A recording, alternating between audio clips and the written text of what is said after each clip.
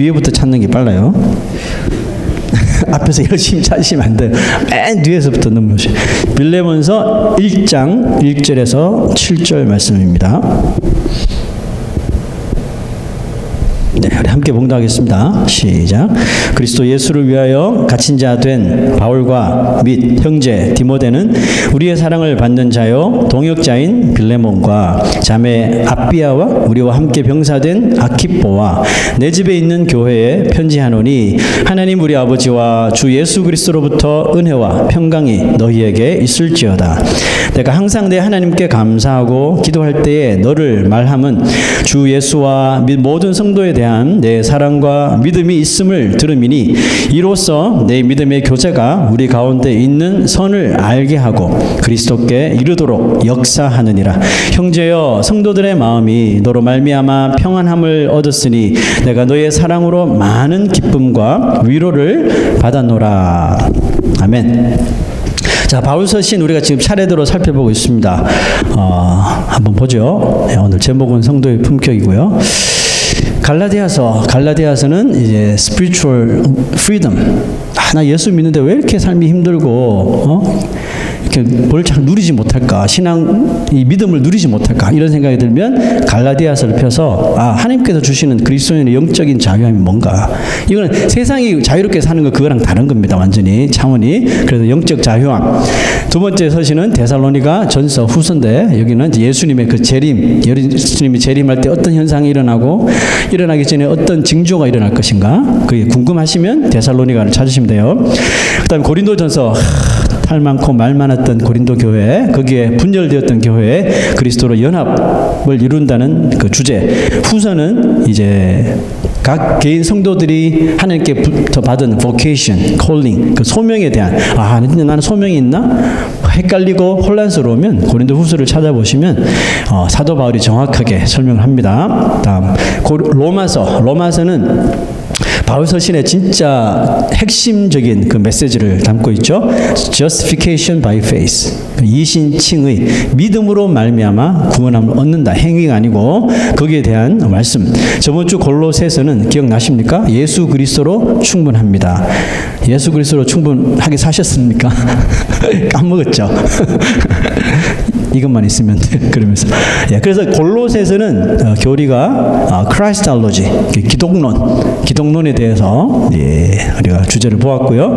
자, 오늘은 저번 주일부터 우리가 보았던 골로새서 보았던 서신이 특별하게 이 prison epistles라 그랬죠. 그러니까 옥중 서신이라 그래서 이 바울이 로마 감옥에 갇혀서 2년 동안에 기록한 서신이 옥중 서신인데 4가지가 있다 그랬어요. 저번 주 골로새서 보았고 이제 오늘은 빌레몬서의 주제는 뭘까요? 나눠켜 드립니다. 설교를 통해서 여러분들이 각자 빌레몬서의 주제는 이거네. 바로 발견하시면 돼요. 설교가 끝날 때쯤 돼서 그 주제를 자연스럽게 발견하시면 제가 설교를 아주 잘한 거고 설교가 다 끝나가는데 전혀 못 찾겠다 싶으면 제가 죽을 쓰고 있는 것입니다. 네. 하여튼 오늘 두 번째 옥중 서신인 이제 빌레몬서를 통해 말씀을 나눠보겠습니다. 빌레몬서는 다른 이 서신들처럼 뭐 갈라디아 교회, 데살로니가, 고린도, 로마, 골로새 이 교회에 보낸 그런 교회 서신이 아니고 이 바울이 빌레몬이라고 하는 그 사람 개인에게 보낸 그 퍼스널 에피슬 개인 서신이에요. 빌레몬서는 다른 서신들과 또 다른 점이 있는데 다른 서신들을 보면 뭐 기독론, 뭐 이신칭의 뭐 이렇게 교리적인 서신들이 이렇게 많았던 반면에 이 빌레몬서는 교리가 하나도 안 들었어요. 그 어렵고 복잡한 교리가 한 개도 안 들었어요. 너무 좋죠. 그리고 너무 짧아. 너무 좋죠. 네. 그런데 교리는 안 들었지만 교리 서신들보다 더 은혜스럽고 또 아주 파워풀한 그런 메시지가 담겨져 있으니까 아주 집중하시기 부탁합니다. 제가 빌레몬서를 이 설교로 준비할 때 우리가 흔히 빌레몬서 뭐 설교하는 사람이나 설교를 들어본 사람들은 아마 우리가 한 번 이상은 다 들어봤을 거예요. 오네시모라는 사람, 그죠? 제가 기록을 찾아보니까 작년 여름 그 리트리트 때 제가 오네시모 통해서 이렇게 빌레몬서 설교를 했더라고요.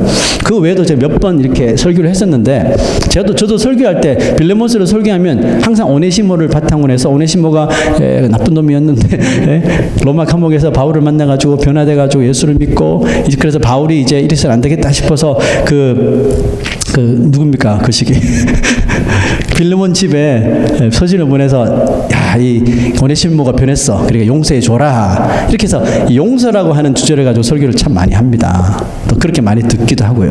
저도 이제 그런 쪽으로 가닥을 잡고 설교를 준비하는데, 이게 1장밖에 안 되니까, 짧으니까 계속해서 읽잖아요. 읽는데 성령께서 자꾸 제 마음을 어디에 자꾸 포커스를 주냐 하면, 1장 1절에서 7절 오늘 읽었던 그 9절에서 계속 맴 돌게 만들어요. 이 진도가 나가야 되는데, 그죠? 이렇게 진도가 나가는데 이게 진도가 안 나고 계속 이렇게 7절 안에서 맴 돌게 하시는 거예요. 아, 그럼 뭐 하나의 무슨 뜻이 있는가 보다 해서 그 구절을 좀 집중해서 읽어봤더니, 빌레몬서인데 빌레몬에 대한 설교가 잘 없다는 거죠. 그래서 이 빌레몬이란 그 사람의 그 신앙생활을 좀 중심으로 좀 말씀을 전해야 되겠다 해서 그렇게 준비를 한 거예요. 말씀드렸다시피 빌레몬서는 달랑 1챕터밖에 안 돼요. 마음 먹고 읽으면, 빨리 읽는 사람은 1분 안에 끝납니다. 그래서 이 빌레몬서는 이야기가 시작되자마자 정신 안 차리면 금방 끝나요. 시작했는데 잠깐 고개 돌리면 끝나버려요. 그러니까 아주 짧으니까 우리가 아주 예의주시하면서 읽어야 되지만, 이 짧은 서신 안에 진짜 1부 때도 제가 보통 35분에서 40분 설교하거든요. 50분이 넘었어요. 저도 몰랐어요, 그렇게 막 지나가는지. 한 장짜리 설교를 그렇게 오래 해본 적이 잘 없는데 그랬었어요. 하여튼 그래서 짧지만 그러나 정말 우리가 이 시대에 살면서 알아야 할 핵심적인 메시지가 있으니까 경청해 주시길 부탁합니다.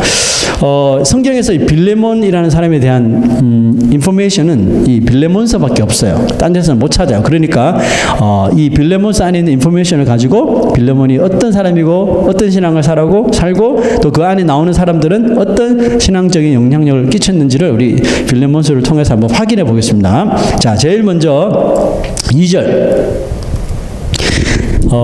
첫 번째 편지 서신에서 이제 그 그리팅 인사말을 하죠. 그때 자매 아비아와 우리와 함께 병사된 아키뽀와 내 집에 있는 교회에 편지하노니라는 이렇게 구절을 이 그리팅을 하는데요.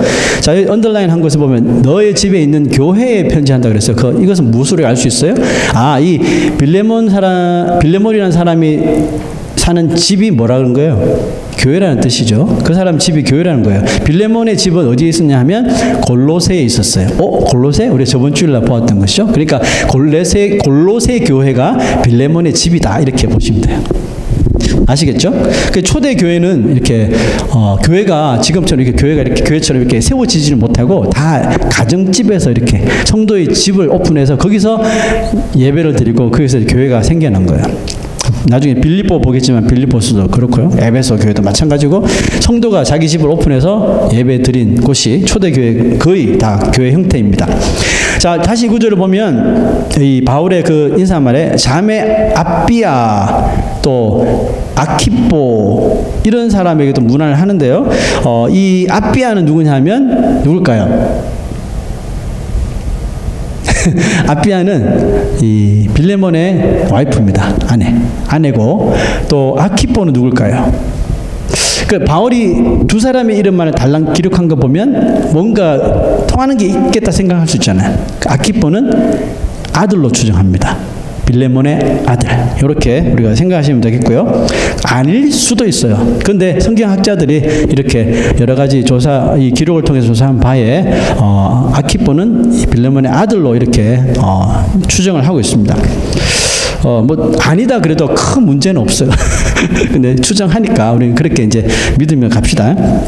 자, 그런데 이 아키뽀를 설명할 때 병사, 솔저라는 말을 하죠. 그러면 이 아들은 군에 갔나 보다, 군인인가 보다 이렇게 생각할 수 있죠. 그런데 군인이 아니에요. 그럼 왜 병사라고 했나요? 그 구절 보시면 우리와 함께 병사된 아키뽀 그랬죠. 그럼 여기서 우리는 누구예요? 바울이죠. 바울이 군인이에요? 아니죠. 그러니까 이 병사는 그냥 우리가 흔히 생각하는 그런 군바리가 아니고 그리스도 안에서 군사된 아키포 이렇게 생각을 하면 되겠죠. 그러니까 빌레몬의 집 골로새 교회에서 만약에 아키포가 빌레몬의 아들이 확실하다면 어린 시절부터 하나님의 말씀으로 차근차근 잘 훈련받고 양육된 되어서 이제 그리스도의 군사처럼 써먹을 수 있는 그런 일꾼이 되었다는 뜻을 이렇게 우리가 이 짧은 구절에서 캐치할 수 있는 겁니다. 자, 여러분 그때나 또 지금이나 여러분 공통점이 있는데 교회는 이런 뭐 외부적인 이런 건물, 눈에 보이는 이런 시설 이런 것 때문에 교회가 좌지우지 되어서는 안 되는 거예요. 근데 요즘은 그렇게 되죠. 뭐 같은 값이면 시설 좋고, 그죠? 내 자녀들 시설 좋은 데서 키우고 싶고.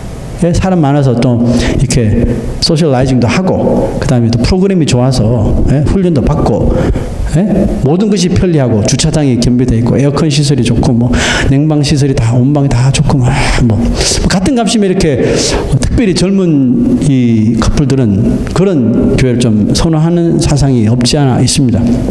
근데 교회는 그때나 지금이나 건물이나 이런 시설, 프로그램 이런 데 좌지우지 절대로 되면 안 돼요.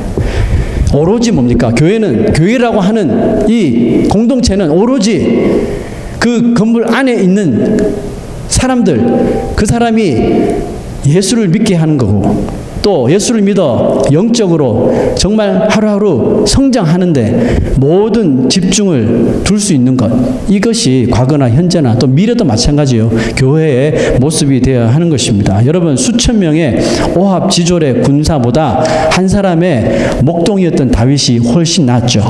기억하십니까?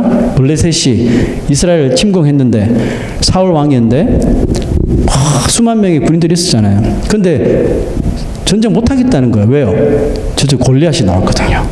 골리앗 때문에 전쟁 못하겠다는 거예요. 다들 두려워서 떨고 있었단 말이죠. 텐트에 숨어서. 그 누가 나섰어요? 다윗이 형들 음식 주러 왔다가 런치 딜리버리하고 왔다가 저 큰 애가 막 하나님을 모욕하고 있어가지고 화가 난 거예요. 뚜껑 열려가지고 물맷돌 집어들고 내가 싸우겠다고 나간 거 아니에요. 그죠? 그 어떻게 됐어요?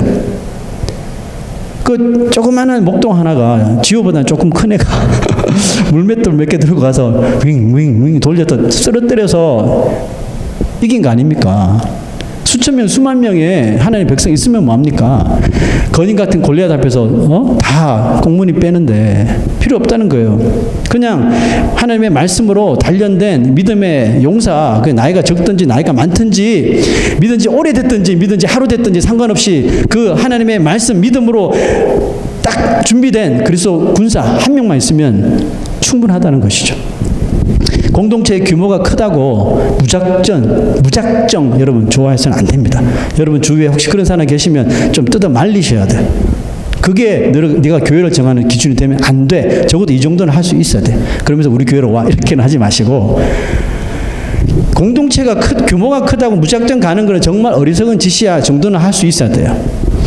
크든 작든 그 안에서 제대로 영적 성장이 이루어지고 있는가, 여기에 초점을 맞춰. 아무리 교회가 크고 규모가 크고 뭐 시설이 좋아도 그 안에서 일어나는 일들은 맨날 찢고 벗고 싸우고 먹는 일 때문에 또 싸우고 또 먹는 일 때문에 또 싸우고 갈라지고 막 헐뜯고 갑질하고 이러면 그건 뭐예요, 여러분? 기껏 찾아간 교회에서 상처 입고. 그게 교회가 아니라는 겁니다.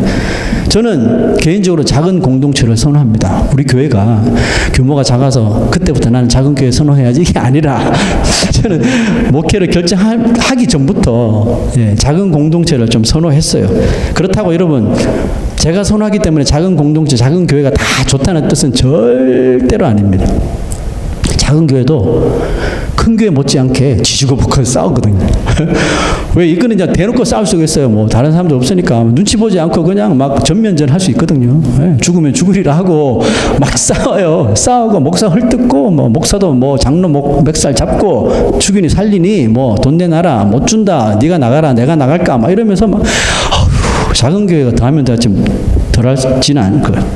그러니까 큰 교회나 작은 교회 마찬가지예요. 그 붙들고 있는 핵심이 뭔가. 작은 교회라도 여러분 잘못 가르치는 목회자들 너무 많고요. 왜? 사람이 작으니까 자기 주관적인 그런 신앙을 다 전수할 수 있잖아요. 그죠? 많으면 반격하는 사람이 있을 텐데 숫자가 적으면 이 정도쯤이야 해서 자기가 다 할 수 있는 거거든요. 그 작은 교회 그런 신비적인 또 그런 주위에 이 목회자들이 적지 않아 있습니다. 하여튼 이렇게 다툼도 많을 수가 있는 것이 또 작은 교회예요. 여러분 그렇지만 그 크든 작든 특별히 여러분 목회자가 인간적인 세상적인 마인드 다 집어치우고 오직 나를 부르신 이유는 이거 하나밖에 없어. 오직 하나님의 말씀만 붙들고 그 말씀을 정말 연구하고 묵상하고 그 깨달은 진리와 은혜를 가지고 양들을 목약하는 데만 만약에 그 목회자가 집중하는 그런 사람이라면 제 생각은 그래요. 큰 규모의 교회보다는 이 작은 교회가 이 성도들의 양들의 영적 성장을 위해서는 훨씬 더 효과적이라는 겁니다. 이해하시죠? 그죠? 교회가 작다고 무조건 다 좋은 게 아니에요. 이렇게 영적 성장을 이루기 위해 더 좋은 시스템이 작은 공동체라는 거예요. 효과가 있다는 것을 말씀드립니다. 여러분 골로새 얼마나 집에서 했으니까 얼마나 작아요. 그 작은 공동체 안에서도 그렇게 아키포처럼 그리스도의 군사들이 새록새록 양육이 되더라는 것입니다. 자, 이제 빌레몬이 어떤 신앙생활을 했던 사람인지 한번 여러분들의 신앙생활 하는 거하고 비교해서 한번 보십시오. 자, 그 다음 구절 봅니다. 내가 항상 내 하나님께 감사하고, 바울이 감사하고 있는 거죠. 내가 항상 하나님께 감사하고 기도할 때 너를 말하면, 바로 바울은 빌레몬을 이름 떠올리고 말을 많이 했나 봐요. 예, 무슨 말을 했을까요? 주 예수와 및 모든 성도에 대한 너의 사랑과 믿음이 있음을 들음이니 그랬습니다. 자, 여러분 그 골로새 교회는 누가 담임한다 그랬죠? 저번 주일날 기억나세요? 뭐 이것까지 기억나면 여러분들은 저도 기억 잘 안 나는데 에바브라라는 사람입니다. 에바브라가 평신도인데 이제 훈련 받아서 이제 교회를 섬기고 있었어요. 근데 에바브라가 이게 골로새 교회가 힘들지만 그 뭐 며느리가 엄마 집에 쫓아가듯이 바울에게 쫓아와가지고 힘들어요 도와줘요 이런 식의 한 거 아니야. 골로새서에서 그렇게 편지가 써진 거고. 그러니까 에바브라에게 골로새 교회 이야기를 들었어요.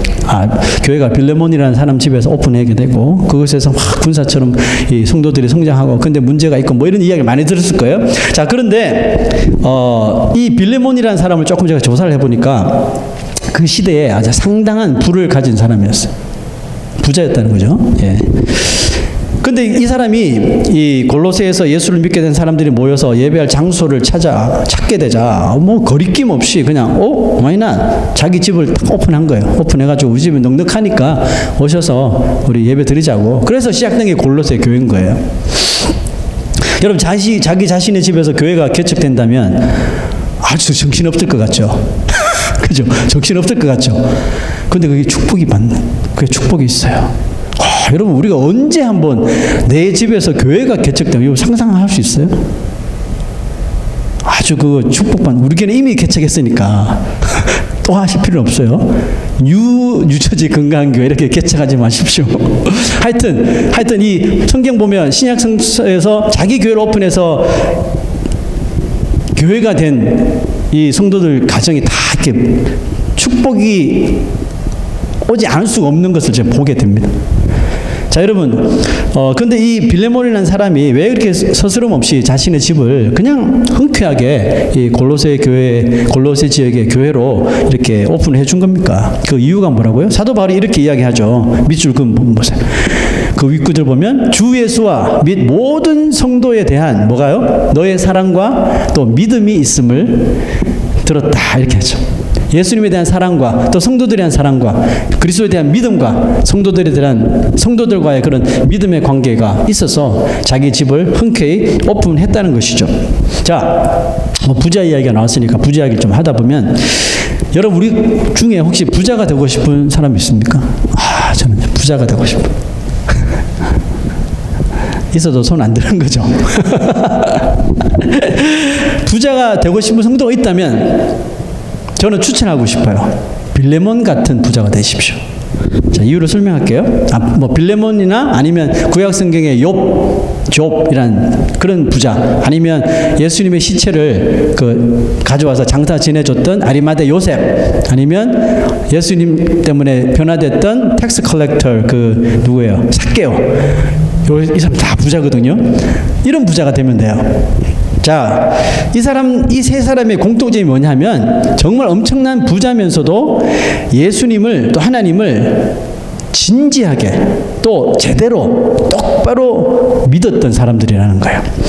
여러분, 예수님을 올바로 믿는데 솔직하게 이런 돈, 이 물질은 크게 도움을 주지 못한다고 저는 경험을 통해서, 저희 경험이 아니라 제가 다른 사람을 통해서 보았을 적에 이 물질이, 또 많은 물질이 이 사람의 신앙을 돈독하게 하는 데는 정말 특별한 경우 제외하고는 일반적으로 없는 것을 봐요. 오히려 이 물질 때문에 자기가 가지고 있던 신앙마저도 다 갉아먹는 그런 경우를 많이 봅니다. 잘 아시다시피 부자 청년 유대인이 예수님께 오잖아요. 그래서 랍비요, 내가 어떻게 하면 영생을 얻습니까? 알려주세요. 딱 그러잖아요. 그래서 예수님께서 십계명 지켰니? 다 지켰습니다. 이렇게 말하다가 무슨 말 했는데 이 부자 청년이 영생이 뭐가 필요 없다고 나가버렸잖아요. 자, 여러분, 우리가 생각하기를 이 사람 돈이 많아서 예수님께 돈 이야기하니까 나갔다 이렇게 생각하잖아요. 그게 틀린 말은 아니에요. 그런데 부자 청년이 자기가 알지 못했던 것이 하나 있었어요. 그게 뭐냐면 자기가 여태껏 신앙생활을 했던 게 엉터리였다는 거예요. 엉터리 믿음을 가지고 이때껏 살았다는 것을 모르고 그 자리를 떠난 거예요. 여러분, 그 청년이 정말 엄청나게 똑똑했었나 봐요. 우리에게도 똑똑하신 분들 많지만 엄청나게 똑똑했나 봐요. 그리고 아니면 그 부모가 정말 엄청난 부자였든지, 아니면 둘 다였든지. 여러분, 젊은 나이에 큰 물질을 가진 거 보면 아주 열심히 일하고 살았던 것 같아요. 그러니까 누가복음을 보면 이 청년을 그냥 말한 게 아니라 이 큰 부자 청년 이렇게 표현해요. 그러니까 사도들이, 제자들이 보기에 좀 다른 모습이지만 누가는 큰 부자로 이렇게 표현을 합니다. 그래서 이 청년은 모든 것에 자신감이 충만한 거예요. 무엇을 해도 충만한 거예요. 그러니까 예수님께 물었어요. 너 십계명 다 지키냐? 그랬더니 신앙도 우리 집은 혈통부터 시작해서 쫙 읊은 거겠죠. 할아버지 때부터 이렇게 믿고 해가지고 저는 어린 시절 이미 십계명 다 지켰어요. 이렇게 말한 거예요. 아니, 율법을 계속 지켜나가는 거지. 다 지켰어요. 과거형으로 말하면. 나는 다 지켰어요. 얼마나 오만방자합니까? 이럴 정도로 신앙에는 누구보다도 더 자신 있었다는 거죠. 자신은 물질보다 신앙이 더 먼저라고 항상 평상시 생각했을 거예요. 그런데 막상 그 물질을 예수님께서 한번 내려놔봐 라고 딱 한마디 하시니까 이게 생각처럼 몸이 움직여지진 않는 거예요. 마음은 원이로되 손이 안 가는 거예요. 손이. 머리가 막 복잡해지면서 막 딴 생각만 들고, 예수 이거 가짜 아니야. 영생 가르쳐 달라니까 헛소리하고 돈 내놔라 그러고 가짜인 것 같아. 여기 아닌 것 같아. 도망가 버린 거예요. 자, 예수님은 자신 앞에서 그렇게 기고만장했던 이 부자 청년의 영적인 상태를 이 청년이 떠나간 후에, 도망가서니 말할 수는 없잖아요. 떠나간 후에 기록으로 남긴 거예요. 그게 뭘까요? 자, 보세요. 그가 재물이 많은 거로, 물질이 엄청나게 많은 거로 이 말씀으로 인하여, 무슨 말씀이에요? 예수님께서 하신 말씀. 뭐요? 너의 재산 다 팔아서 가난한 자에게 나눠주라. 이 말씀으로 인하여 슬픈 기색을 띠고 근심하며 가니라. 여러분, 이 청년 부자는 자신도 모르는 사이에 물질의 노예가 되어가고 있는 사실을 몰랐다는 거예요. 그래서 자기는 자기 삶에 그냥 자신 충만함 이 정도만 살았지, 물질의 노예가 자기가 되어가고 있다는 사실을 전혀 몰랐다는 거예요. 물질 때문에 자기 신앙이 왔다리 갔다리 하는 그것도 몰랐다는 거죠. 그리고 그 물질이 자기 신앙까지 다 이렇게 갉아먹었다는 사실도 모르고 산 거예요. 여러분, 이런 부자가 되면 안 된다는 거예요. 이런 부자가 되면 안 되니만치 못해요. 안 되는 것보다 못해요. 신앙 다 잃어버릴 건데. 여러분, 그 많은 돈 다, 이 세상의 절반이 되는 돈을 다 짊어지고 있으면 뭐합니까? 죽으면 끝인데. 이런 부자가 되면 위험해요. 자, 그래서 저는 빌레몬이 보여준 크리스찬 부자의 그런 품격을 여러분들에게 소개시켜 드리고 싶은 거예요. 전혀 달랐어요. 이 빌레몬은 철저하게 그 신앙이 바탕이 되어 있었고, 무엇보다도 물질에 전혀 지배당하지 않는 그런 영성을 가지고 있었던 거예요. 이런 부자가 되고 싶다면 제가 열심히 여러분들을 위해서 기도해 줄 수 있어요. 저는 솔직히 말할게, 저희 아이들도 그렇지만 우리 교회 성도들, 우리 교회 성도들 부자 되게 해주십시오, 이런 기도 안 합니다. 아시죠, 여러분? 아시죠, 그죠? 뭐 여러분 일하는데 뭐 비즈니스 하는데 대박 나게, 이런 기도 안 합니다, 절대로. 그 뒷감당 어떻게 하라고? 예? 그렇기 때문에 아는 것이 아니라, 제가 우리 자녀들이나 여러분들, 또 여러분들의 자녀를 위해서 하는 기도는 따로 있어요. 그 기도는 뭐냐 하면, 우리 하나님의 지체들이 하나님이 주시는 것, 그러니까 내가 얻은 것이 이게 하나님이 나한테 주신 것이라고 믿는 믿음, 이 모든 것이 하나님의 주권 아래 있기 때문에 하나님께서 주시는 것은 그게 많든지 적든지 좀 부족하든지 불평하지 말고 만족할 수 있는 그런 믿음을 가지게 해달라고 저는 기도합니다. 왜냐하면 그런 모습이 바로 그리스도가 주신 이 성도의 바로 품격을 나타내어 주기 때문에 그렇습니다. 이런 사람 있잖아요. 내가 정말 하나님 앞에 헌금 잘 드리고 주일 잘 지키고 11조 하고 뭐 기도 생활하고 했더니 하나님께서 축복해 주셔서 이렇게 엄청나게 부자가 됐어, 이렇게 말하는 사람도 있어요. 근데 문제는 뭐냐면, 그들의 삶을 한번 열어보면 말 따로 행동 따로더라는 것이죠. 자, 여러분, 바울은 빌레몬이 가진 성도의 품격이 어떤 것인지 이제 소개하는데요. 이거 한번 잘 들어보시고, 왜 사도 바울이 이 빌레몬이라는 사람을 이렇게 짧은 구절에 막 계속해서 몰아서 칭찬하는지 한번 잘 살펴보십시오. 이로써 내 믿음의 교제가 우리 가운데 있는 선을 알게 하고 그리스도께 이르도록 역사하느니라. 형제여, 성도들의 마음이 너로 말미암아 평안함을 얻었으니 내가 너의 사랑으로 많은 기쁨과 위로를 받았노라. 밑줄 그었습니다. 성도들의 마음이 이 빌레몬으로 말미암아 평안을 얻었다는 거예요. 야, 여러분 생각만 해도 흡족하죠, 그죠? 여러분, 우리 가운데 누군가가 누군가 때문에 마음이 평안해졌다. 와, 저는 여러분들이 저 때문에, 저희 설교 때문에 은혜 받고 마음이 평안, 이것도 좋지만, 성도가 다른 성도 때문에 무엇을 했는지 모르지만 그 사람 때문에 막 마음이 편안하고 위로를 얻고, 이걸 진짜 너무 저는 사모하는 거예요. 내가 너의 사랑으로 많은 기쁨과 위로를 받았노라. 자, 이 구절도 참 너무너무 마음에 와닿는데, 그 유진 피터슨 목사님의 메시지 성경은 이렇게 표현합니다. 잘 읽어보십시다. 나는 우리가 함께 붙든 이 믿음이 우리가 행하는 모든 선한 일 속에서 끊임없이 드러나기를 기도합니다. 이게 너무 좋은 거예요. 이게 끊이지 않도록 성도들의 그런 은혜의 교제의 삶이 끊어지지 않기를 기도한대요. 그리하여 사람들이 그 가운데 계신 누구를 알아보게요? 그리스도를 알아보게. 이것이 내가 저 사람한테 잘 보이려고 해서 하는 것이 아니라 예수 그리스도가 주신 그 은혜 때문에 내가 자원해서 이런 일을 하는 것이 드러나기를 기도하는 거예요. 자, 그 다음 구절 기대하시고, 짠. 친구여, 그대의 사랑으로 인해 내가 얼마나 행복한지 그대는 모를 것입니다. 이건 유행가 가사 같기도 하고, 내가 당신을 얼마나 사랑하는지 당신은 모를 거야. 그거잖아요. 근데 여러분, 이게 메시지 성경은 뭐냐 하면, 유진 피터슨이라는 목사님이 만약에 이 성서가 이 시대에 쓰여졌다면 그때 사용했던 히브리어 언어들의 의미가 요즘 시대로 하면 이런 식으로 표현이 됐을 것이다 해서 요즘 사람들에게, 소위 여러분과 저 같은 사람들에게 쉽게 이 말씀을 받게 하기 위해서 다 이렇게 해석을 이런 식으로 바꿔서 한 거예요. 그러니까 이 말은 그 글씨체가 조금 다르지만 이 시대의 우리로 보아서는 훨씬 더 마음에 와닿는다는 것이죠. 그렇죠? 내가 얼마나 행복한지, 그대의 사랑으로 인해 내가 얼마나 행복한지 그대는 모를 것입니다.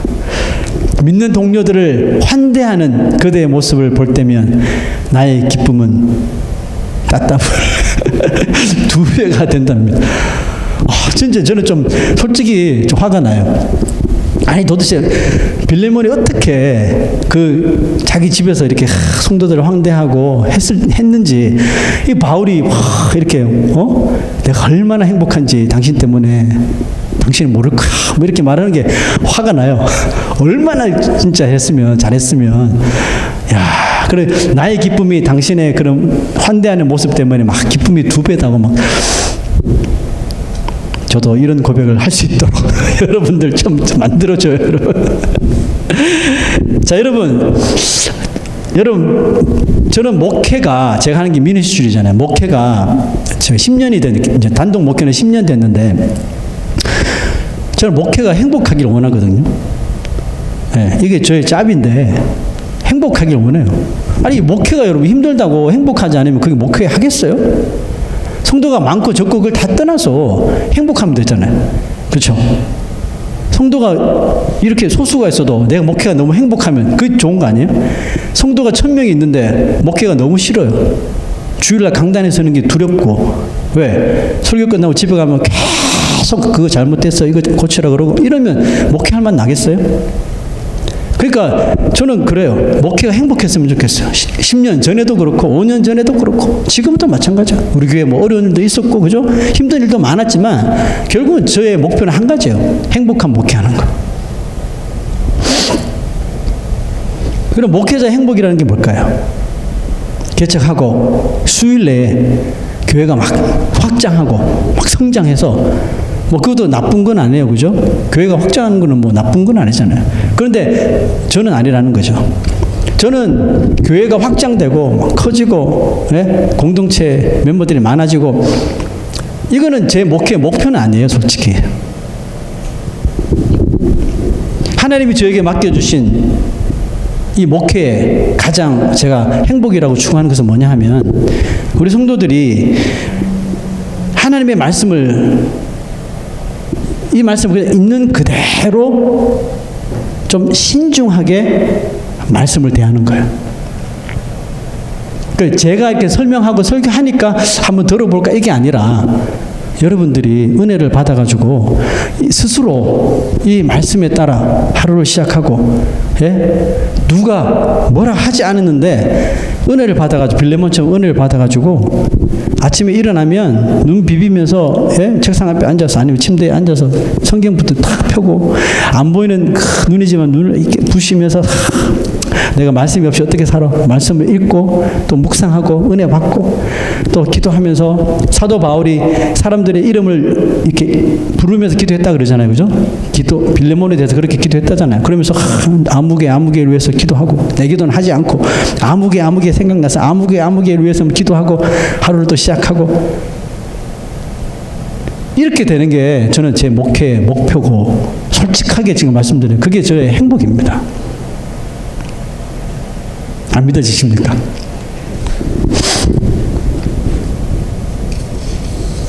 스스로 우리 교회, 건강한 교회 성도들이 스스로 이 하나님의 말씀을 살아있는 말씀으로 예우하고, 그 말씀을 어떻게든 이렇게 한번 지켜보려고 막 애쓰고 노력하고, 스스로 제가 이렇게 간섭 안 하더라도 할 수 있는 그 정도까지 영적으로 성장하면 저는 목회 성공했다고 저는 생각해요.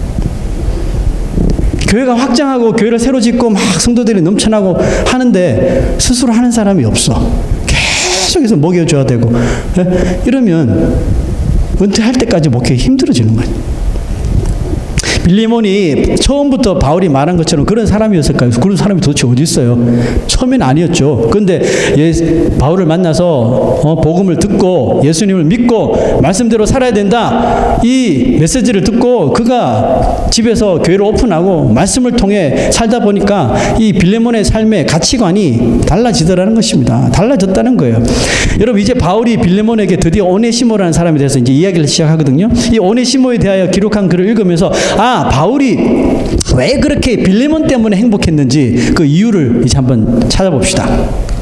갇힌 중에서, 지금 감옥에 갇혀 있잖아요. 갇힌 중에서 낳은 아들, 바울이 남자인데 뭘 아들을 낳겠습니까? 이것은 영적으로 내 자녀가 되었다, 이런 뜻이죠. 갇힌 중에서 낳은 아들 오네시모를 위하여 내게 간구하노라. 여러분, 오네시모는 지금 시츄에이션이 뭐예요? 도망친 노예예요. 슬레이브예요. 어디서 도망쳤어요? 빌레몬의 집에서 도망쳐 나온 노예예요. 지금 혹시 그걸 처음 듣는 괜찮아요. 처음 들어도. 오네시모는 빌레몬의 집에서 도망쳐 나와서 로마에서 붙잡혀서 감옥에 갔는데 거기서 바울을 만난 거예요. 자, 보세요. 근데 이 서신이, 바울의 서신이 빌레몬한테 가는 거잖아요. 근데 빌레몬이 서신을, 사도 바울 선생님께서 나한테 편지를 썼네? 읽다가 이 구절에서 갇힌 중에서 낳은 아들 오네시모를 위해 깜짝 놀랐을 거예요. 그죠? 아니, 바울이 어떻게 오네시모를, 그죠? 내가 말한 적도 없는데 오네시모를 어떻게 알지? 황당했을 거예요. 오네시모는 노예인데 빌레몬의 집에서 도망쳐 나왔으니까 뭔가 깨름직한 게 있겠죠. 오네시모가 잘못했든지 빌레몬이 잘못했든지 아니면 빌레몬의 집에 어떤 사람들이 악하든지 뭔가 일이 있으니까 도망쳐 나왔겠죠. 어떤 학자는 조사해보니까 오네시모가 이 빌레몬의 집에서 도대체 인간 취급 안 해서 못 살겠다 그래서 뭐 제일 귀중한 물건을 훔쳐 나가서 도망갔대. 뭐 그러거나 말거나 중요한 거는 그건 아니고 하여튼 이 빌레몬이 이 서신 읽으면서 오네시모라는 이름이 거론될 때 깜짝 놀랐을 거라는 거죠. 자, 근데 보세요. 더 깜짝 놀라는 일이 나옵니다. 그가 전에는 너에게 무익하였으나, 그죠? 바울이 너무 잘 알고 있는 거야. 이러면 죽일 그런 종이었는데, 너에게 무익하였으나 이제는 나와 나뿐만 아니라 너에게도 유익함으로 너에게 그를 돌려보내노니. 그는 내 신복이라. 이 신복이라는 말의 영어 단어를 보니까 더 마음이 안 돼. He's my very heart. 배우자들끼리 이런 단어 좀 쓰십시오. You are my very heart. 웃기고 있네.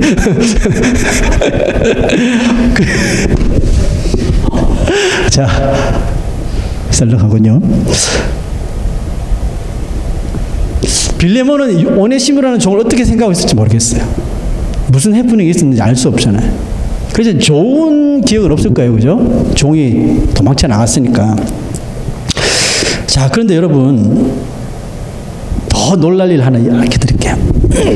이 빌레몬에게 이 사도 바울의 서신을 전달한 사람이 있을 거 아니에요. 그때는 뭐 이메일이 없으니까 전달한 사람이 있을 거 아니에요. 그 전달자가 누구냐면 오네시모였어요. 자, 이 말은 무슨 뜻이에요? 빌레몬이 이 구절, 이 서신을 읽기 전에 누굴 만났어요? 오네시모를 페이스 투 페이스 만난 거예요. 이제 우리가 상상의 나래를 펼 수 있겠죠? 오네시모가 도망쳐 나왔는데 그 주인의 집에 갔단 말이죠. 그 당시의 법은 노예는 사람이 아니에요. 주인이 돈 주고 사면 주인의 소유인 거예요. 동물처럼, 물질처럼. 그러니까 자기 마음대로 할 수 있는 거예요. 그 좀 신사 같은 부자들은 노예가 잘못하면 나는 잔인한 짓 못해. 그래서 감옥에 넣어버리든지 그렇게 하는데 대개 부자들은 노예가 자기를 배신하고 뭐 물건 훔쳐 도망가고 그러면 잡혀오면 죽도록 패는 거예요. 죽어도 되니까. 일반적으로 그렇게 해요. 근데 그런 자기 자신을 배신하고 도망친 그 노예 오네시모가 자신을 찾아온 거예요. 집안이 난리가 났겠죠. 만약에 그 과거에 무슨 썸띵이 있었다면, 해프닝이 있었다면, 오네시모를 막 잡아라, 몽둥이 가져와라, 이렇게 해프닝이 일어날 수도 있겠죠. 만약 빌레몬이 그 노예들을 일반적인 그런 그 시대 부자처럼 다루는 그런 사람이었다면 오네시모 오자마자 감옥에 쳐넣든지 아니면 몽둥이 가져와 해서 네가 나를 배신하고 도망가 그냥 매질을 했을 겁니다. 바울은 오네시모에게 이런 엄청난 위험이 따를 것을 알았을까 몰랐을까요? 알지 왜 몰라요? 도망친 노예가 다시 주인의 집으로 가서 잡혀오면 죽는 건데요. 이거 훤히 알고 있는 이 바울이 사랑하는 오네시모가 엄청난 위험에 처할 수 있는데도 불구하고 왜 하필 오네시모를 택했을까요? 우리가 그냥 주관적인 생각으로 객관적으로 생각해도 그렇잖아요. 다른 사람 먼저 서신해서 보내고 그 다음에 얘가 이렇게 변했어. 너한테 가면 잘해줘. 이렇게 하면 되잖아요. 그런데 그거 생략하고 그냥 당사자인 오네시모를 보냈다는 거. 또 오네시모가 거기서 흔쾌히 허락하고 갔다는 거. 뭔가 있겠죠. 자, 왜 바울이 오네시모에게 이 서신을 딜리버리하는 일을 맡겼을까 봅시다. 먼저는 예수 믿고 감옥 안에서 변화된 오네시모가 그동안 사도 바울에게 또 감옥에 있는 사람들에게 보여준 신앙적인 품격이 있었기 때문에 그렇습니다. 여러분, 그 좁은 감옥소 안에서 오네시모가 뭘 보여줄 수 있었을까요? 오네시모가 바울을 만나자마자 당신은 나의 선생 이렇게 했을까요? 그랬을 만무가 없죠. 만무가 없습니다. 도망쳐 나온 노예예요. 죽기 살기로 사는 사람이 이제 그 감옥 안에 들어갔으니까 붙잡혀서 내 인생이 끝났다 아니에요. 그 감옥에 있는 사람들도 노예가 붙잡혀서 들어왔으니까 그 인간 대우하겠어요? 여러분 같으면? 안 하죠. 맨 무시하고 때리고 뭐 너는 밥 먹을 자격도 없다고 밥상 다 엎어버리고 막 그랬겠죠. 그런데 그때 한 사람, 나의 지긋한 어떤 분이 내 밥을 먹으라 그러고 얻어맞은 부분 치료해주고. 근데 사도 바울이 하루 한 번 그렇게 해줬다고 이 오네시모가 감동을 받아서 변화됐을까요? 전 그거 아니라고 생각해요. 매일 한 번도 그러지 않고 내가 위급한 상황이 있을 때마다 사도 바울이 다 나서서 커버해주고, 저는 그렇게 됐을 거라고 저는 확신하거든요. 자, 여기 이 구절 한번 보면 그가 전에는 내게 무익하였으나 이제는 나와 너에게 유익함으로 너에게 그를 돌려보낸다는, 왜 지금 오네시모를 돌려보내는지 이유를 설명하고 있잖아요. 그가 지금은 나에게나 너에게나 또 모든 사람에게 유익한 사람이 되었다는 뜻입니다. 차별 없이 누구에게나. 오네시모가 처음 감옥에 왔을 때는 막 나쁜 사람들한테 얻어맞고 막 그랬을 텐데 사도 바울 때문에 은혜 받고 자기도 예수 믿고 변화되기 시작한 거예요. 남들이 자기를 무시해도 상관하지 않습니다. 하나님, 내가 저 사람 한 번만 섬길 수 있는 기회를 주세요. 이렇게 하고 있다가 저 사람이 어려운 일에 처했을 적에 자기를 핍박하는 사람을 가서 도와주고, 뭐 이런 식으로 오네시모의 삶이 변화된 거예요. 그러니까 이제는 이 감옥 안에 있는 죄수들이나 아니면 간수들에게도 정말 유익한 사람이 된 거예요. 이런 검증이 있었기 때문에 이 위험한 뒤를 오네시모한테 직접 맡긴 거예요. 이해하시죠? 사람을 차별 없이 누구에게나 도움이 되고 유익을 주는 삶을 사는 것이 바로 성도의 품격이라는 겁니다. 저 사람은 나한테 유익이 될 것 같으니까 가서 잘 해주고, 이 사람은 나한테 아무런 도움이 될 것 같지 않으니까 그냥 무시하고 맞아. 이거는 그리스도가 주시는 품성이 아니라는 겁니다. 예수님도 제자들이 애들은 저리 가라, 애들은 가라 막 그랬잖아요. 그때 너 무슨 소리 하냐? 어린아이 갖지 못하면 천국 못 가. 그러면서 애들 다 데리고 왔어. 여러분, 작은 아이들이 예수님께 뭘 해줄 수 있어요? 뭐 밥을 먹일 수 있어요? 뭐 옷을 사줘요? 뭘 할 수 있어요? 징징대는 것밖에 더 없잖아요. 막 목매다는 게 아니라 뭐죠? 등목인가요? 네, 해달라 그러고 막 올라타고 막 그랬겠죠. 뭐 어린아이들이 그 예수님이 누군지 알고 가서 막 예를 지키고 막 주여 했을 게, 어린아이들은 막 지호처럼 그죠? 막 편안하게 막 예수님한테 대하고 아저씨 막 그러고, 예? 예수님께서 그거 다 들어줬던, 차별 없이 아이들이 나한테 해줄 게 뭐가 있냐고. 그런데 똑같은 인격체로 대우하면서, 그죠? 그러므로 여러분, 우리 그리스도인들이 예수 그리스도를 닮아간다는 것은 바로 예수 그리스도께서 주시는 그 신앙의 품격을 가져야 된다는데, 그 품격이 뭐예요? 오네시모처럼 누구에게나 차별 없이 도움을 주고 유익이 될 수 있는 사람이 된다는 것이죠. 두 번째는 뭐예요? 사도 바울 자신이 보여준 신앙의 품격인데요. 자, 그다음 9절 한번 보세요. 그를 내게 머물러 있게 하여 내 복음을 위하여 갇힌 중에서 너 대신 나를 섬기게 하고자. 이 말은 빌레몬이 가끔 왔다는 뜻이겠죠. 감옥에 찾아와서 사도 바울을 또 이렇게 섬기고 했다는 것이겠죠. 자, 그런데 지금은 너 대신 이 오네시모를 나를 섬기게 하고자 하나. 그다음 9절 중요합니다. 다만 내 승낙이 없이는 내가 아무것도 하기를 원하지 아니하노니. 바울은 빌레몬이 자신에게 복음을 들은 제자잖아요. 그죠? 그런데도 불구하고 그를 빌레몬을 뭐 무시하거나 자신이 빌레몬의 선생이었다고 바울 자신 스스로를 이렇게 높인 적이 없어요. 자, 자기가 이야기하잖아. 그를 내게 머물러 있게 하여, 계속 머물러 있게 하여 내 복음을 위하여 갇힌 중에서 너 대신 나를 섬기게 할 수도 있어잖아요. 할 수도 있는데 그렇게 하지 않겠다는 거잖아요. 다만 너의 퍼미션이 없으면 나는 이거 안 하겠다 이거잖아요. 저는 이 모습이 빌레몬이 바울의 제자임에도 불구하고 제자에게 아주 예의를 갖추는 아주 이런 윤리의식을, 도덕적인 윤리의식을 사도 바울이 보여주었다고 믿거든요. 여러분, 그리스도인들은 자신이 먼저 믿었다고 해서 이제 믿기 시작하는 사람, 말씀을 잘 모르는 사람 막 깔보고 그것도 모르냐 그러고 교회를 다닌 지가 며칠인데 아직까지 모르냐 그러고 좀 뭐 매사에 뭐 가르치려고 하는 그런 태도를 가져서는 안 된다고 생각해요. 만약에 그런 모습을 우리가 교회에서 보인다면 그것은 그리스도인의 품격을 오히려 훼손하는, 그죠? 파괴하는 행위가 되는 거예요. 아브라함은 정말 아들 같은 그 조카 롯을 데리고 살았잖아요. 근데 이제 두 사람이 둘 다 이제 부자가 되어서 목자들끼리 막 다투니까 이제는 헤어질 때가 된 것 같다. 그래서 권유를 하잖아요. 롯에게 네가 먼저 땅을 선택해라. 선택권을 주잖아요. 네가 다 보고 다 이것저것 다 따져보고 인터넷 검색해보고 가장 베스트 랜드를 선택해. 네가 좌하면 나는 우할게. 네가 우하면 나는 좌할게. 이거잖아요. 조카 롯에게 그 좋은 땅을 선택할 수 있는 선택권을 먼저 이렇게 줬다는 말이죠. 그런 품격을 아브라함이 보여줬어요. 그런데 조카 롯은 어떻게 했어요? 아이고 무슨 말씀이에요. 삼촌부터 먼저 하시. 이렇게 하는 게 인지상정인데 이 롯은 그런 품격이라는 게 없었어요. 아싸 아싸 그러면서 노란 잡이 땅 싹 챈 거 아니에요. 그러다 나중에 얻어맞고, 그죠? 삼촌 도와주세요 그러고.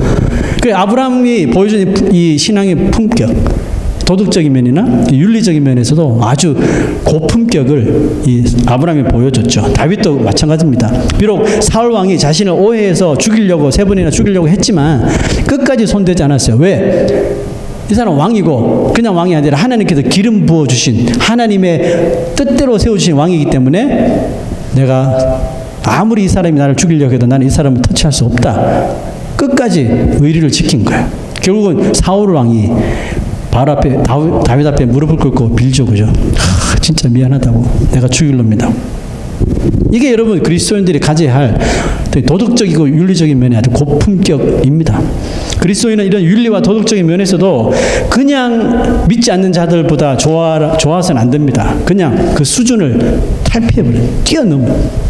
이런 고품격적인 아브라함이 조카 롯에게 한 것처럼 우리가 살아가는 세상 속에서 나 배우자한테 당신이 우하면 나는 좌하리라. 당신이 좌하면 나는 우할게요. 양보하고 자녀들한테 양보하고 코워커들한테 양보하고 뭔가 좀 그리스도인들이 좀 달라야 되는 거 아니에요? 요즘처럼 교회가 욕을 얻어먹고 한국은 뭐 난리가 아니잖아요. 그죠?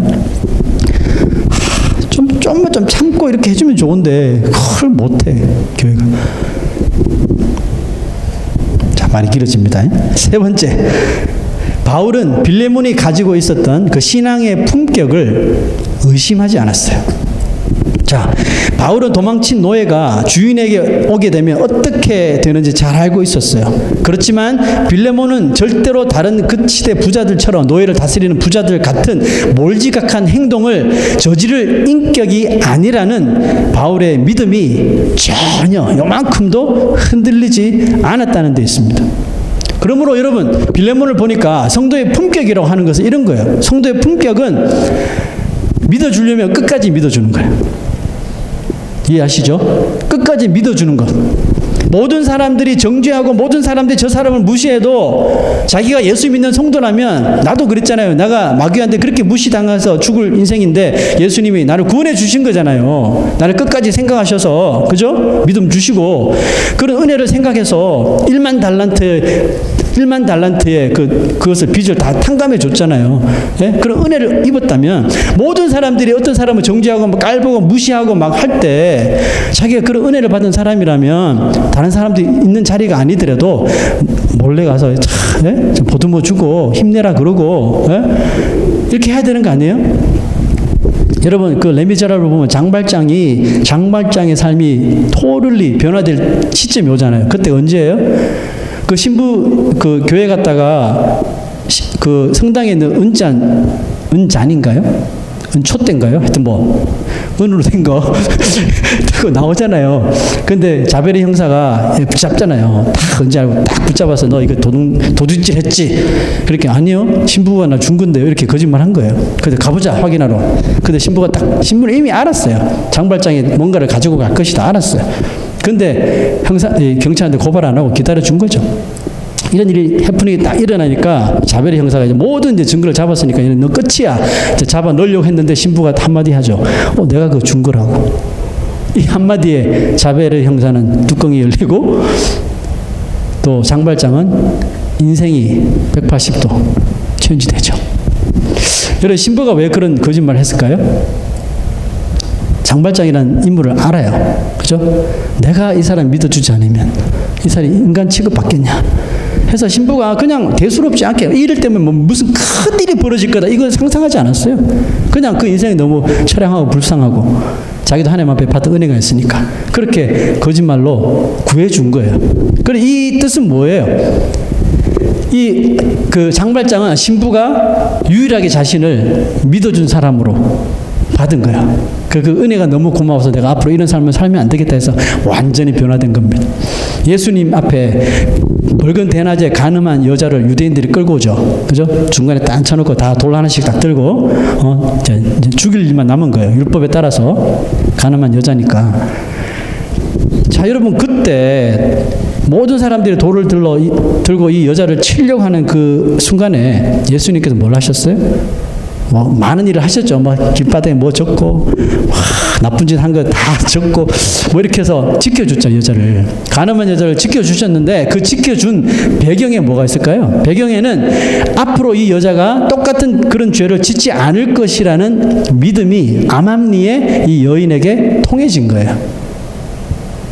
그리고 끝에 이제 뭐해요? 너를 돌로 치려던 자들이 어디 있느냐? 아무도 없는데요. 너도 가서 다시는 이런 죄를 짓지 마라 그러잖아요. 여러분 바울은 빌레몬이 도망친 종 오네시모를 만나지만 그를 예전과는 다르게 예전에 무슨 일이 있었는지 모르겠지만 빌레몬의 그 신앙의 품격을 봤을 때 그를 인격적으로 대해줄 신앙을 가진 성도로 끝까지 믿어준 거예요. 자, 이건 제 추측이 아니고 보세요. 자, 바울이 이렇게 말했어요. 나는 네가 순종할 것을 확신함으로 너에게 섰노니. 그죠? 바울이 그런 심정이에요. 난 너 의심 안 해. 너의 믿음, 너의 신앙의 품격, 인격 의심 안 해. 네가 알아서 해. 근데 그 다음 구절 보세요. 네가 내게 말한 것보다 더 행할 줄을 아노라. 잠시만요. 네, 맞습니다. 네가 내게 행한 것보다 더 행할 줄을. 그러니까 이 바울이 이 빌레몬이라는 사람을 얼마나 지금 신뢰하고 있는지 알 수 있겠죠. 또 빌레몬은 도대체 어떻게 신앙생활을 했길래 바울이라는 사람에게 이런 신뢰를 줄 수 있었을까? 빌레몬을 향한 그 바울의 신뢰와 서로 사랑하는 마음이 정말 고스란히 이렇게 묻어나지 않습니까? 이런 말을 거리낌 없이 할 수 있는 관계가 너무너무 좀 부럽고 멋지고 그렇습니다. 솔직히 여러분 오네시모의 일은 어떻게 보면 빌레몬과 둘이 해결해야 될 문제잖아요. 그죠? 당사자들끼리 해결해야 될 일인데 바울은 솔직히 중간에 개입 안 해도 돼요. 그런데 바울은 무엇이 하나님이 기뻐하시고 이 두 사람이 서로 윈윈할 수 있는 길이 무엇인지 전해주고 싶었던 거예요. 자, 무슨 뜻이냐면 이게 바로 성도의 품격이라는 건데 하나님의 그 의로운 뜻이라고 판단되면 내가 이 권면을 하면 이건 진짜 저 사람이 유익하게 되고 하나님 앞에 돌아올 수 있고 이런 하나님의 뜻이라고 판단되면 적극적으로 권면해 줄 수 있고 또 이 권면을 기쁘게 받을 수 있는 관계 이런 형성이 되는 것을 성도의 품격이라고 하거든요. 그런데 우리는 되게 많은 경우 그렇게 못하잖아요. 말은 안 하지만 누가 나한테 이렇게 권면을 하고 그러면 뭐 얼굴 앞에서는 예 감사합니다 하지만 또 속으로는 뭐 혼자 잘났니 뭐 그러고 이게 목사면 목사지 뭐 그렇게 아는 체를 하고 뭐 여러분은 그렇게 안 하는 줄 알아요, 그죠? 근데 저 혼자 저 멀리 어떤 사람들 네 속으로 그런 좀 슬픈 관계 안타깝죠. 근데 이 바울과 이 빌레몬을 보니까 와, 그렇게 적극적으로 권면해지고 또 그것을 기쁘게 받아, 이런 관계. 자, 그 다음 구절 한번 보세요. 오 형제여, 나로 주 안에서 너로 말미암아 기쁨을 얻게 하고 내 마음이 그리스도 안에서 평안하게 하라. 너로 말미암아 기쁨을 얻게 하고. 여러분, 저는 여러분이 저로 말미암아 좀 기쁨을 얻었으면 좋겠어요. 아멘. 저 또한 여러분들의 그 삶을 통해서 좀 더 행복해지고, 지금도 행복한데 더 행복해지고 좀 기쁨을 많이 좀 얻기를 소망합니다. 서로 윈윈 해야 되잖아요. 저만 기쁘면 됩니까? 여러분도 기뻐하시고 저도 기뻐하고 같이 그죠? 자, 여러분, 바울이 빌레몬에 대하여 흔들리지 않는 이 믿음의 확신을 이렇게 그의 고백을 통해서 흘러나오는 게 다 보이시죠, 그죠? 이게 건강한 영적 공동체의 정말 모습이라고 저는 확신하거든요. 목회자는 자기 교회 오는 사람, 그 사람이 어떤 뭐 배경이나 뭐 학력이나 뭐 재력 때문에 차별하면 안 돼요. 그런 차별하는 모습이 보이면 그 목회자는 아직 연단이 안 된 사람입니다. 차별해서는 안 되고, 성도들도 뭐 외적인, 눈에 보이는 이런 외적인 요소 때문에 사람들을 구별되게 행동해서도 안 되는 겁니다. 바울은 오네시모가 비록 노예의 신분일 때 만났잖아요. 그죠? 노예의 신분일 때 만났지만 그를 다른 사람과 다르게 취급하지 않았어요. 감옥 안에 있는 모든 사람들, 간수들이 다른 사람들보다, 다른 죄수들보다 이 노예의 죄수니까 더 형편없게 대우할 때도 사도 바울은 똑같이, 더 진짜 인간적으로 대해줬다는 것이겠죠. 감옥 안에서 바울이 다른 죄수들과 전혀 다른 품격으로 오네시모를 대했을 때 오네시모가, 이것이 하루 이틀의 일이 아니라 계속적으로 바울이 그런 모습을 보이니까 감격한 거예요. 감동한 거예요. 도대체 이 사람은 누구길래 이런 품격을 가져 있나. 결국은 그 사도 바울이 보여준 그 품격을 통해서 오네시모가 예수를 믿게 되죠. 예수를 영접하게 되고, 그 또한 사도 바울이 칭찬하는 이런 남을 유익하게 하는 품격을 가지게 되더라는 것입니다. 여러분, 이게 전도 아니에요? 이게 전도예요, 여러분. 그 사람에게 좀 논리적으로 앉혀놓고 막 쫙 A부터 G까지 막 복음에 대해서 설명하는 것도 중요하지만 그것보다 더 좋은 전도는 품격을 보여주는 거예요. 아멘. 성도의 품격, 예수 믿고 난 다음에 변화된 나의 이런 품격, 배우자한테 좀 보여줘요. 자녀들한테 보여주세요. 예? 친구한테 보여주라고요. 그 모습을 통해서 오네시모처럼 받아들인다니까요. 처음에는 인간적으로라도 받아들일 수 있어요. 와, 저 사람이 믿는 신이라면 한번 믿어볼 가치가 있다. 이렇게 시작되는 거 아니에요? 그 다음에 빌레몬도 그렇고 오네시모도 그렇고 그 믿게 된 예수님을 통해서, 말씀을 통해서 완전히 가치관이 변화되지 않습니까? 결론을 말할게요. 좀 전에 제가 목회적 행복에 대해서 말씀드린 거 기억하시죠? 좀 더 솔직하게 저의 행복론에 대해서 말씀드리자면, 그렇게 우리 성도들이 말씀을 통해 변화되는 그 시기가 빨라졌으면 좋겠어요. 그게 진짜 제가 원하는 행복이에요. 무슨 말이냐면, 제가 개척 초기에 그런 생각을 많이 했었어요. 예? 내가 설교하면 성도들 뒤집어지고 막 변화되고 막 은혜 받고 막 목사님, 예? 죽도록 충성하겠습니다 막 이런 일 나오고 막 그렇게 될 줄 알았어요. 어린 마음에. 안 되더라고요. 가까이 오기는커녕 점점 멀어져만 가고 딴 데 가버리고 또 돌아오고 또 가버리고 돌아오고. 예? 그러면서 제가 이렇게 10년이 지나면서 깨달은 게 있어요. 조급해하지 말자. 조급해하지 말. 이게 옷 갈아피는 그런 것도 아니고 영혼이 바뀌어지는 건데, 내가 무슨 수로 그거를, 내가 얼마나 설교를 잘한다 그래도 그거 듣고 사람이 100% 변화될 수가 있나? 내가 하는 게 아니라 이거죠. 제가 얼마 전에 그 바이블 타임 그게다가 제가 글을 올려놨었는데, 제가 3월 달에 저희 집에 농작물을 좀 키웠어요. 토마토, 고추 이렇게 심었어요. 근데 보통 그런 모종을 심으면 한 5, 6월달 되면 이제 생기죠. 꽃이 피고 이제 막, 예? 나비가 날아들고 벌들이 옮기고, 그다음 꽃이 지면 이제 열매가 맺고, 그래서 6, 7월 정도 되면 열매를 다 따먹거든요. 그래서 우리 집에 개들은 자라질 않는 거야. 탈만해가지고 모종 심었던 그대로 그 애들이 그렇게 제가 뭐 계란 빻아서 먹이고 뭐 커피 뭐 찌꺼기 그 해서 하면 애들이 빨리 자란다고 모든 영양분 우리 자녀들한테도 안 주는 그런 영양분을 만들어서 막 그것도 그냥 안 뿌리고 막 흙을 파서 막 흙이랑 섞어서 막 제가 좀 또 탐구심이 강해가지고 막 해가지고 막 행여나 뿌리가 다칠까봐 그냥 뿌리 하나하나 이렇게 해가지고 영양분을 막 주고 막 했는데 얘 내 마음도 몰라주고 안 자라는 거예요.